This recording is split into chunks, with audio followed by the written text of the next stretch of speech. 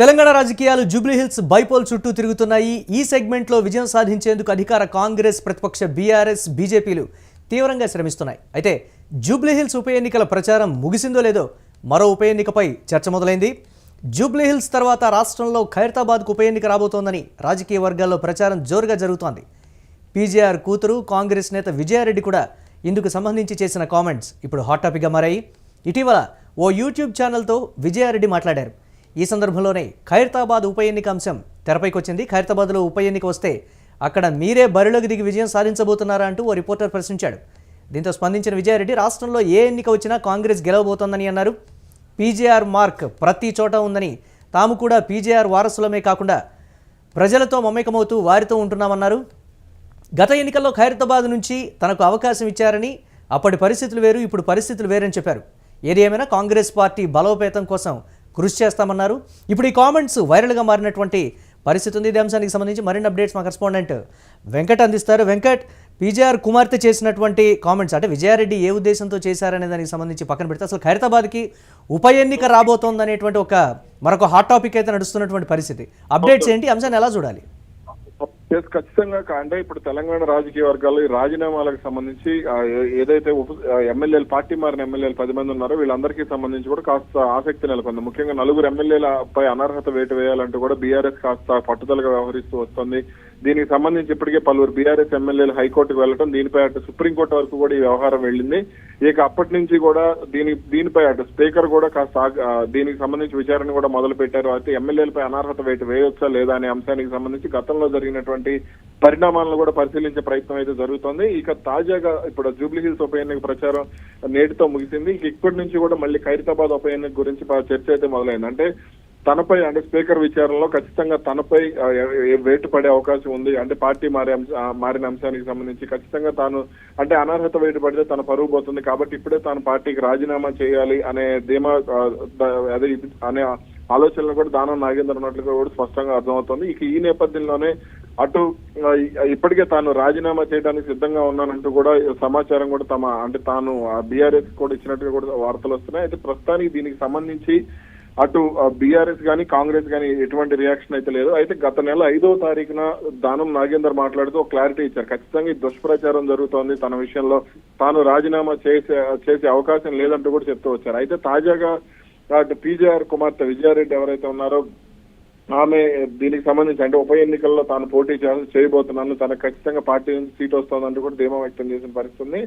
మరి దీనికి ఏం జరగబోతుంది ఏంటనేది ఒక వారం 10 రోజుల్లో అయితే క్లారిటీ రానుంది. రాజకీయ వర్గాల్లో దీని మీద ఒక చర్చ అయితే నడుస్తుంది కదా వెంకట్, ఈ కోణాన్ని ఎలా చూడాలంటారు?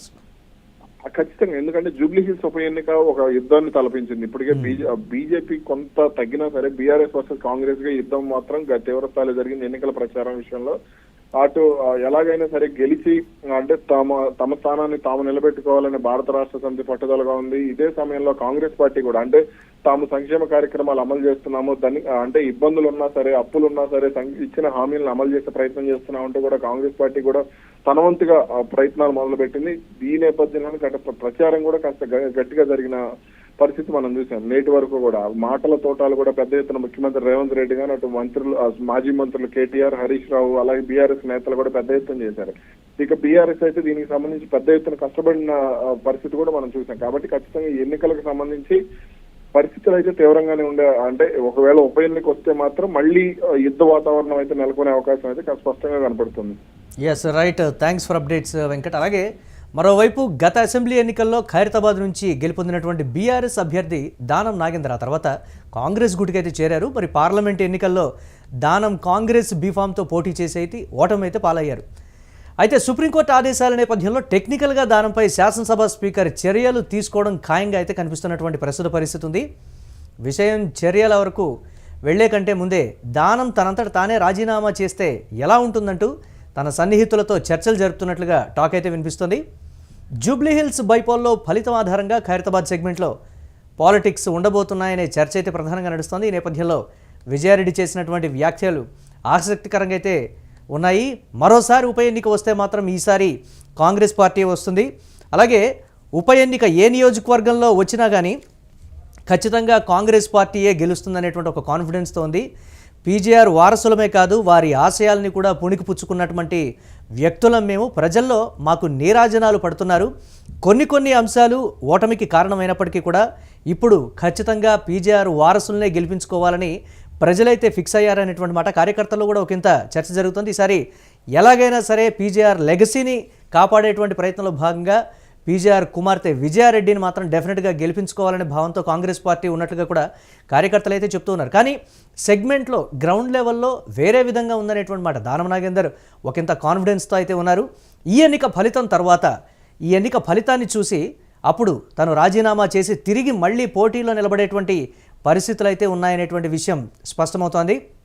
మరొక ఉప ఎన్నిక రాబోతోందనే దానికి ఈ అంశం ఒక సంకేతంగా కూడా కనిపిస్తున్నటువంటి పరిస్థితి. జూబ్లీహిల్స్ బైపోల్లో ఒకవేళ కాంగ్రెస్ పార్టీ గెలిస్తే మళ్ళీ కాంగ్రెస్ పార్టీ బీఫామ్ మీదే దానం నాగేందర్ పోటీ చేస్తారనేటువంటి మాట సన్నిహితుల వద్ద కూడా ఆయన చెప్తున్నారు. అప్పుడు ఆలోచించి రాజీనామా చేద్దామనేటువంటి మాట.